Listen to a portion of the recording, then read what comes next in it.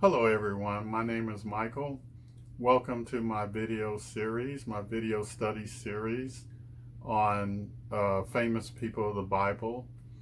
Today we're continuing our video study of the life of Moses, and this is our fifth video segment regarding Moses. So please go ahead and click the like and subscribe button if you like what I am saying to you today. I like to remind everyone that in my mission regarding my biblical series of famous people in the Bible, my primary mission is to really get people to remember and understand that the people of the Bible, they were just common, ordinary people that were made extraordinary by their interactions with Jehovah God. They had character flaws, and many of these character flaws are much more serious than our character flaws. For instance, David was a murderer. He arranged for his general to be killed at the front line to cover his sin with the general's wife, Bathsheba. And so therefore, David became not only a murderer, but he was also an adulterer. In our study of Moses, in my present day study of Moses, please remember that Moses actually murdered an Egyptian taskmaster and tried to hide it. He looked back and forth, and he secretly, so he thought, secretly murdered an Egyptian taskmaster and buried the body in the sand. So he had a serious character flaw in the fact that he was a murderer. Abraham betrayed his wife twice. Peter denied Jesus Christ on 3 occasions. Jacob, his actual name really means supplanter, and he cheated his brother Esau out of his birthright.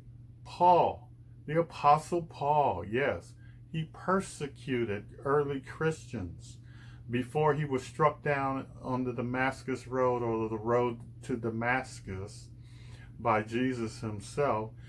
Before that time, he was actually hunting down early Christians all over the Middle East, hunting them down, dragging them into court to face trial in front of the Sanhedrin and other bodies of authority in Israel.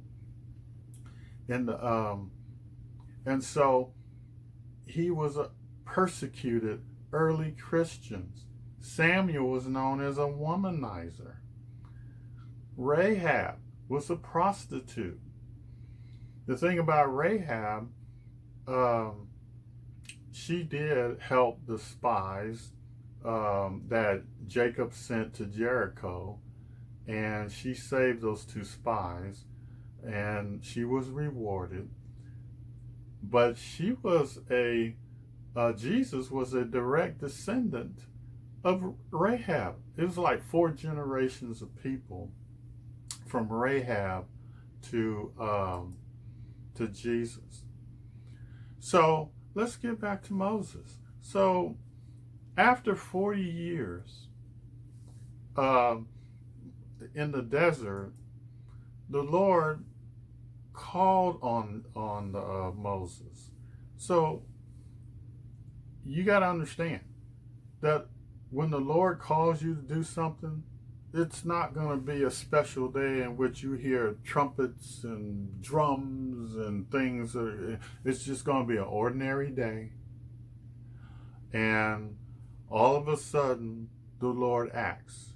And then on this occasion, Moses was tending sheep, his father-in-law's sheep, on the backside of the desert near Mount Sinai, and he saw this bush. And you got to remember, Moses been out in the desert for 40 years. He was 80 at this time, okay? And so he's seen brush on fire before, lightning strikes and so forth. He's seen that before. But on this occasion, this bush didn't seem to be, it was ignited, but it didn't seem to distinguish. Something's going on with that bush. I don't think he had his full 100% undivided attention on that bush, because, you know, he was out looking after the sheep and herding the sheep and making sure the sheep don't stray off somewhere. As a shepherd, that was his job. But when he turned his full attention to that burning bush, you got to remember, an angel was in that bush, okay? And when he turned his full attention to that bush in which the angel was in, he heard that's when the Lord got his attention and called out his name. Moses, Moses. Now, what's significant is he called out his name twice.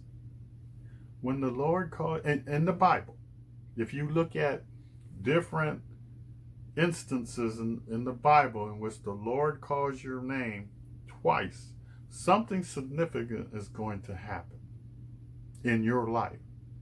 For instance, whether it's in a dream or whether they heard the actual voice of the Lord in the dream, or the actual voice while they were conscious, Abraham experienced that.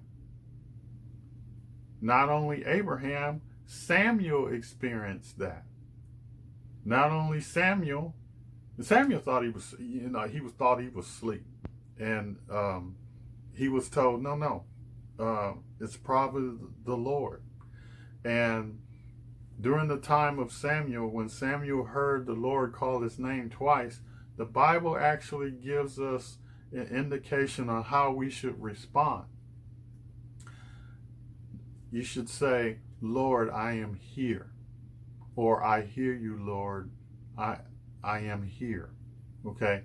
That should be your response.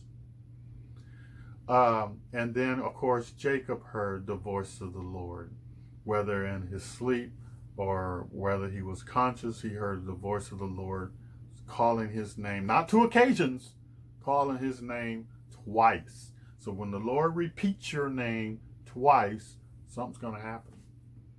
He's going to use you in your life. Something's going to happen. And so the Lord called out to Moses, Moses, Moses. And so when Moses says, I am here, Lord, or here I am, Lord, the Lord instructed Moses to take off his sandals, because this is holy ground. What is meant by that? Yes, the ground was holy, yes.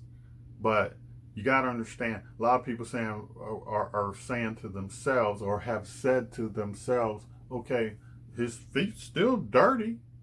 Why does he have to take off his sandals? It's a point of significance that you are in the presence of a holy being. Okay? You are in the presence of something or someone that is entirely holy. And this is what the Lord was saying. It is of significance that you are in my presence. So, as a sign of respect, you will take off your sandals and you will listen to me. That's what the Lord was saying to Moses. The Lord told Moses 4 things. And I don't think Moses initially was really listening to what the Lord was saying. Because imagine, you hearing the voice of the Lord. I don't think the Lord sounds like, okay, Moses, I want you to understand something. No, it's probably going to sound like thunder. thunder that you never heard, so loud and so intense that you never heard this sound before. So yes, Moses was frightened, and yes, Moses was probably going like this, because the bush not only was bright, and he was probably cringing from the loudness and the intensity of the voice of the Lord. And so he wasn't fully listening to what the Lord was saying, but the Lord told him 4 important elements of his message. He said, 1, I have heard their affliction, meaning he heard the affliction. I'm sorry, he has seen their affliction. Okay? He has seen what the Hebrews are going through in Egypt. Okay? Now remember, this has been 400 years. This has been going on for 400 years. Okay? And so he said, I have seen their affliction. Number 1. Number 2, I have heard their cries. He heard them crying out. Okay? Number 3, I know their sorrow. He was aware of the despair that these people were going through. And 4, I, pronoun, I have come down to deliver them. I, not Moses, I, the Lord, have come down to deliver them. So Moses wasn't here, he was like this. What you got to understand about Moses' life at this time, Moses has spent 40 years in the backside of a desert, herding and working for his father-in-law, herding sheep. Okay? One of the lowliest vocations in the ancient world. Sheep herder. And if you study the history of the American West, it was also a lowly vocation in the American West to be a sheep herder as opposed to being a cattle herder or whatever. Okay, of herding cattle. Okay? So, he was broken. Moses was content to live out the rest of his life as a sheep herder, herding his father-in-law's sheep. He was done. You hear the old saying, I'm done. Moses was done. He was waiting on death. He was content to live out his life. It's called being institutionalized. Prisoners go through this. They've been in prison for so many years, depending on the person. They've been in prison so many years, they're institutionalized. They're used to that routine of waking up, eating, doing their little prison labor, going out into the yard, going back inside, going to sleep, next day, over. That's all they know. They're institutionalized. Librarians, teachers, lawyers, doctors, they become proficient in their vocation, and that's all they know. A lot of these coaches are like this. These professional coaches that are really good at what they do, some of these coaches can't even balance a checkbook. Some of these coaches can't even, do simple things that we take for granted because they're so into their X and O's. A lot of the things that we know as common sense, some of these tasks, they don't even know how to do it. At one time, this is what I read. At one time, President Nixon, after he resigned and he got into private life, he didn't even know how to go to the post office and get stamps. Someone had to tell him how to do that. Someone had to tell him how to address a letter, and all, even though he was a lawyer, he forgot all these things. You become institutionalized in the work that you do after so many years. That's my point. Okay? And so Moses was like that. He was content. He was done. All right? And so the Lord told Moses, again, Moses was probably like this. He told Moses, I will send you to Pharaoh, and you will deliver my people out of Egypt. Okay? Moses didn't understand. Okay? He didn't fully understand the full context of what the Lord was saying. He thought the Lord was expecting he to be the deliverer, as he once thought of himself. Okay? He thought he was going to be the deliverer. And God said, no, I'm going to use you as an instrument, but I am going to deliver the people out of Egypt. I'm going to use you, but I'm going to be the deliverer. And the question remains, why? Why Moses? I mean, this guy was 80 years old. Okay? He was all used up, dried up, living in the backside of the desert. He had no confidence in himself. He was broken. He was in desert youth for 40 years. The Lord, the Lord breaks you when he wants to use you. He doesn't like to use people that are built up with pride and arrogance and have their own ideas on what they think should be done in life. And so Moses was broken, and he was like putty in the Lord's hand, because now he can mold and shape him to his will. He didn't have Moses' ego to fight with anymore. He can shape and mold Moses to his will. That's why the Lord breaks you and sends you to your desert experience to be used. You know, James said in the Bible, count it all joy when you go through afflictions in your life. Count it all joy. And when you go through the desert experience and the Lord is using you toward his goals, you begin to understand what James meant. Okay?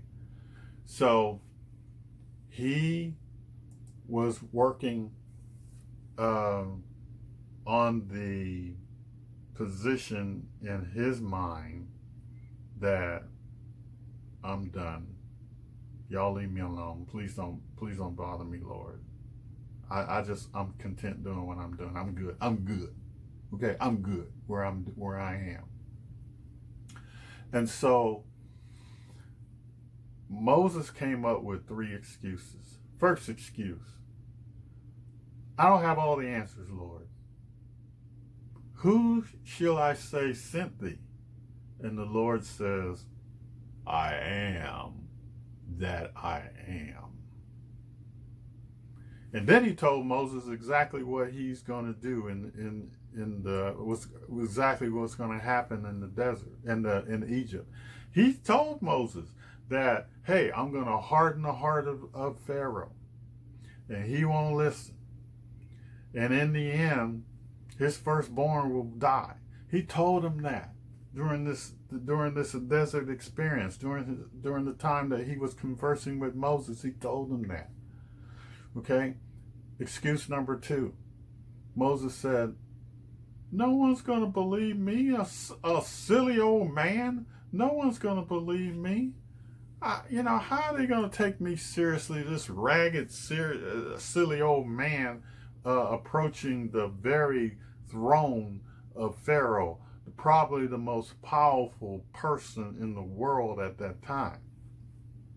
And so God told Moses, throw down your staff, dude. Take your staff, throw it down.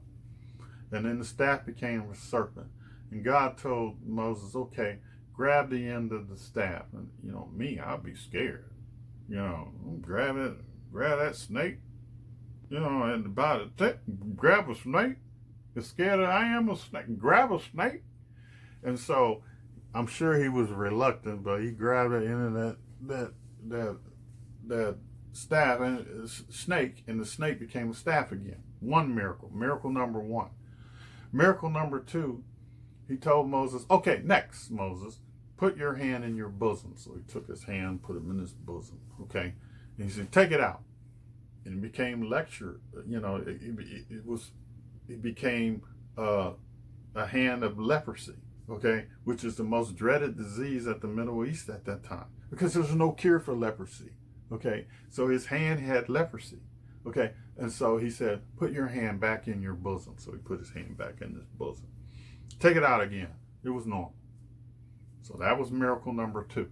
So what the Lord was trying to say to Moses, I got this. If I can do these things just like this, I got this. Okay? Excuse number three. Moses says, well, Lord, you do know I'm slow of speech. I don't speak very well. And the Bible does indicate that Moses does have some sort of speech impediment. It doesn't say exactly what it was, but it's true. Moses was telling the truth. He did have some sort of speech impediment. And so I'm sure the Lord was like rolling his eyes, come on, man. I'm showing you all this stuff. Come on. And so the Lord finally said, you know something, Moses? I'm going to teach you with thine own mouth what to say. My words are gonna come out of your mouth. That's what he was saying. All you gotta do is open your mouth, my words are gonna come out. And I'm gonna send your brother Aaron to be your interpreter. Since he knows Egypt, so I'm gonna send Aaron to be your interpreter, since you've been so out of whack with Egypt, living on the backside of the desert. I'm going to send someone to help you interpret. Okay? So, by that time, Moses said, he probably threw up his hands. Okay, Lord, I give up. So he went over and he had a conference with Moses, went over and had a conference with his father-in-law, Jethro. And he told Jethro, look, I need to ask permission to go to Egypt, because I need to check on my brethren. And so Jethro said, okay, dude, shalom, go in peace. Notice Moses didn't tell him he was going. He was sent on a commission by the Lord to rescue the Hebrews out of Egypt. He just said, I'm going to check on my brethren. Did the Lord punish? He could have. Because he didn't tell the full truth. He could have punished Moses and struck him down or whatever.